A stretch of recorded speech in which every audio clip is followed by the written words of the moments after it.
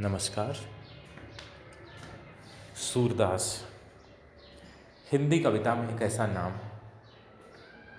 जिसकी जोड़ के लिए दूसरा कोई कवि, दूसरा कोई साहित्यकार ढूंढे से नहीं मिलेगा। पूरा साहित्य कृष्णमय है। कृष्ण की बाल चेष्टाएं हों, बाल लीलाएं हों या किशोर क्रीड़ाएं, सूर से बड़ा चितेरा आपको कहीं नहीं मिलेगा इन दोनों वृत्तियों का। और एक नेत्रहीन व्यक्ति के हृदय के नेत्र कितने सशक्त रहे होंगे, उसकी दृष्टि कैसी रही होगी, आंतरिक दृष्टि, कि उसने जो लिख दिया वह युगों युगों के लिए अमर हो गया। एक तरह से प्रेम को शाश्वत अभिव्यक्ति दे दी सूरदास ने। उन्हीं सूरदास जी का एक पद हम पढ़ेंगे। उपमा नयनन एक रही। कविगण प्रेम में आंखों का बहुत वर्णन करते हैं। प्रेम के कवि के लिए आंखें अच्छा वर्ण विषय है। लेकिन सूरदास की गोपियां उद्धव से कह रहे हैं, कवियों ने जो आंखों को उपमाएं दी हैं उनमें से कोई भी उपमा ठीक नहीं है। सोच विचार कर दी। उपमा नयनन एक रही, कविजन कहत कहत सब आए, सुध करे नाहि कही। कही चकोर विदमुख बिन जीवत, भ्रमर नहीं उड़ जात। हरिमुख कमल कोश बिछुरे ते, ठाले कत ठहरात। ऊधोपधिक व्याध वे आए, मृग सम क्यों न पलात। भाग जाहि बन सघन श्याम में, जहान को घात। खंजन मन रंजन न हुई, कबहु नहीं अकुलात। पंक पसार न होत चपल गति, हरि समीप मुकुलात। प्रेमन होई कौन विधि कहिए, झूठे ही तन आड़त। सूरदास मीनता कछु एक, जल भरी कबहु न छाड़त। उपमा नयनन एक रही। गोपियां कह रहे हैं उद्धव से कि हे उद्धव, कवियों ने,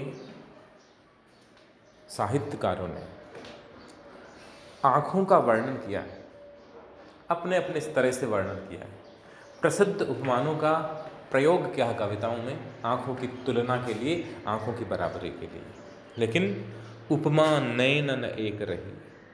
लेकिन जो उपमाएं कवियों ने दी है आंखों को, उनमें से कोई भी उपमा ठीक नहीं बैठती है हमारी आंखों के लिए। हमारी आंखों के लिए सारे उपमान व्यर्थ हो गए। कविजन कहत कहत सब आए। कविगण हैं, वे आंखों का वर्णन करते रहे हैं। आंखों के बारे में कई प्रकार के उपमान उन्होंने कहे हैं कविताओं में, पर सुधि कर नाही कही, किंतु उन्होंने विचार करके नहीं कहा। यहां सुधि का मतलब है विचार कर। सुधि वैसे याद होती है, सुधि, यहां अर्थ है विचार, सोचना समझना। उन्होंने जब लिखा होगा, कविताएं लिखी होंगी आंखों के वर्णन पर, तो उन्होंने उपमाओं पे विचार नहीं किया, सोचा समझा नहीं। अगर सोच समझ लेते तो ऐसी उपमाएं नहीं देते। कविगण क्या उपमाएं देते हैं आंखों की। कही चकोर विद मुख बिनु जीवत। कवियों ने आंखों को चकोर कहा है। प्रेम में अक्सर वर्णन मिलता है कि आंखें तुम्हारे मुख चंद्र की चकोर हो गई, मेरी आंखें चकोर हैं और तुम्हारा मुख चांद है। चकोर एक पक्षी है जिसके बारे में ये कवि प्रसिद्धि है, जिसको कवि समय बोलते हैं। वास्तव में सच हो या नहीं हो, लेकिन ऐसे कवियों में, लोकमानस में ये विश्वास चला आ रहा है कि जो ही रात्रि में चंद्रमा उदित होता है, चांद निकलता है, चकोर पक्षी है, वन में किसी पेड़ पर बैठ जाता है जहाँ से चांद अच्छे से दिखाई दे, और लगातार वह चांद को देखता रहता है बिना आँख झपकाए। लगातार देखता रहता है पूरी रात, जब तक चांद अस्त नहीं हो जाता। तो चंद्रमा और चकोर का प्रेम बड़ा प्रसिद्ध है। तो कविगण अक्सर कहा करते हैं कि आंखें चकोर। गोपियां कहती, हमारे लिए, हमारी आंखों के लिए उपमान ठीक नहीं है। कही चकोर विध मुख बिनु जीवत। आंखों को चकोर कहा, लेकिन चकोर तो चांद को देखकर जीता है। हमारी आंखें तो कृष्ण के विध मुख बिन जीवत है, कृष्ण के मुख रूपी चंद्रमा को बिना देखे भी जीवित रह रहे हैं। इसलिए हमारी आंखों के लिए चकोर का उपमान ठीक नहीं है। अन्य कवियों ने आंखों का वर्णन भ्रमर के रूप में किया, भंवरे के समान काली आंखें हैं। लेकिन आंखें यदि भ्रमर होती, उपमान सही होता, तो भ्रमर तो उड़ करके यदि पुष्प में रस न रहा तो वह दूसरे फूल तक उड़ के जा सकता है। हमारे कृष्ण हमारे पास नहीं है, मथुरा चले गए, हम उड़कर मथुरा तक नहीं जा सकते। कही चकोर विद मुख बिन जीवत, भ्रमर नहीं उड़ जात। आंखों के लिए भ्रमर उपमान भी ठीक नहीं है। अगर भ्रमर होती आंखें तो उड़ के प्रिय तक पहुंच जाती है। और भ्रमर का प्रिय क्या है? चंद्रमा जैसे चकोर का प्रिय है, चकोर को चांद से प्रेम होता है, वैसे भ्रमर को सबसे प्रिय क्या लगता है? कमल। आंखें यदि भ्रमर होती तो हरिमुख कमल कोस बिछुरे थे, ठाले कत ठहरात। भगवान कृष्ण के हरि के मुख रूपी कमल कोस से बिछड़ करके हमारे नेत्र रूपी भ्रमर हैं, वो निठल्ले थोड़ी बैठे रहते, खाली थोड़ी बैठे रहते। यदि आंखें भ्रमर होती तो कृष्ण का जो मुख कमल है वहाँ पहुँच जाते, उड़ के पहुँच जाते। इसलिए क्योंकि आंखें कृष्ण के पास जा नहीं रही हैं, जा नहीं पा रही हैं, इसलिए आंखों को भ्रमर कहना, भ्रमर की उपमा देना ठीक नहीं है, संगत नहीं है। ऊधो बधिक व्याध वे आए, मृग सम क्यों न पलात। अब आंखों की उपमा मृग से भी दी जाती है, मृग नहीं, हालांकि मृग से नहीं दी जाती, मृग की आंखों से दी जाती है। अब आंखें यदि मृग होती तो मृग क्या करता है? वन में मृग है और जो ही उसे पता चलता है कि कोई शिकारी आया है उसे बाण मारने के लिए, उसका शिकार करने के लिए, तो मृग वहां से पलायन कर जाता है। तो जिस तरह बधिक आता है और बधिक के बाण मृग के लिए कष्टकर होते हैं, प्राणहारी होते हैं, उसी प्रकार से उद्धव की बातें हैं वह हम गोपियों के लिए बड़ी घातक हैं, बड़ी वेदक हैं, व्यथित करने वाली है। ऊधो बधिक व्याध वे आए, उद्धव हैं वह हमारे लिए बधिक बनकर आए, हमें ऐसी ऐसी बातें सिखा रहे हैं, कृष्ण से विमुख हो जाने के लिए कह रहे हैं, जो हमारे लिए प्राण लेने के समान ही कष्टकर है। ऊधो बधिक व्याध हुए, उद्धव व्याध बनकर, शिकारी बनकर आए, वैधिक बनकर आए, आखेटक बन के आए हैं।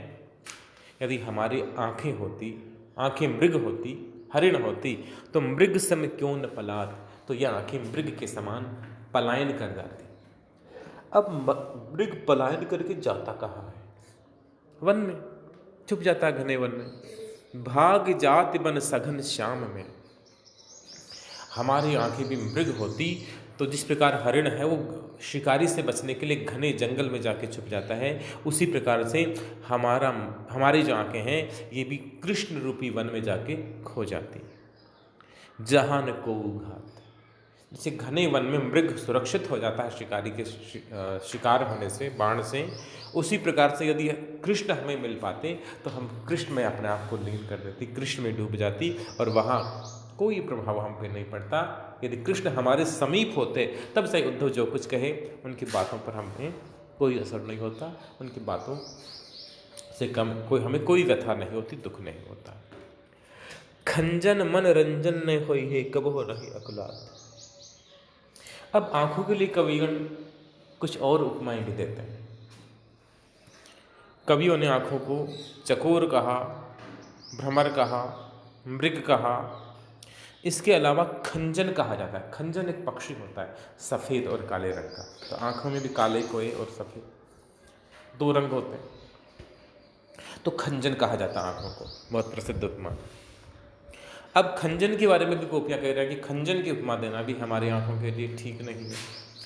खंजन मन रंजन ने हुई है। खंजन तो मन रंजन होता है, मन को खुश करने वाला होता है, मन को प्रसन्न करने वाला होता है। खंजन को देख के मन आनंदित हो जाता है, लेकिन आंखें तो खुश नहीं। खंजन मन रंजन ने हुई, कब हो नहीं अकुलात। खंजन तो कभी व्याकुल नहीं होता, लेकिन ये आंखें तो निरंतर अकुला रही हैं, विकल हो रही हैं, दुखी हो रही हैं। और पंख पसार न होत चपल गति हरि समीप मुकुलात। अब खंजन पक्षी होता है, यदि आंखें खंजन पक्षी होती तो वो तो जहाँ चाह होती पंख फैलाता उड़ के पहुँच जाता। यदि हमारी आँखों के लिए खंजन का उपमान ठीक होता, आँखें भी खंजन ही होती, तो वे भी उड़ के कृष्ण तक पहुँच जाती। पंख पसार न होत चपल गति, बड़ी तीव्र गति से, चंचल गति से कृष्ण तक पहुँच जाती। हरि समीप मुकुलात, कृष्ण के समीप जाकर के, और मुकुलात का मतलब खिलना, खिल उठती, प्रसन्न हो उठती। प्रेम न होई कौन विधि कहिए, झूठी ही तन आड़त। गोपियाँ अंत में ये कहती हैं कि ये आंखें बड़ी झूठी है, बड़ी पाखंडी है, इन आंखों को शायद कृष्ण से सच्चा प्रेम नहीं है। प्रेम न होई कौन विधि कहिए, लगता है प्रेम नहीं है। फिर उनको ये भी लगता है कि हाँ प्रेम नहीं है, ये हम कहें कैसे। झूठे ही तन आड़त, आड़त यानी ठहरे होना, रखना। ये हमारे शरीर में अब तक आंखें जीवित हैं, शरीर में प्राण हैं, कृष्ण से बिछुड़ने के बाद भी प्राण हैं। इसका मतलब शायद आंखों को सच्चा प्रेम नहीं रहा होगा। लेकिन ये बात हम ठीक नहीं कह सकती, दावे से नहीं कह सकते कि आंखों को प्रेम नहीं है।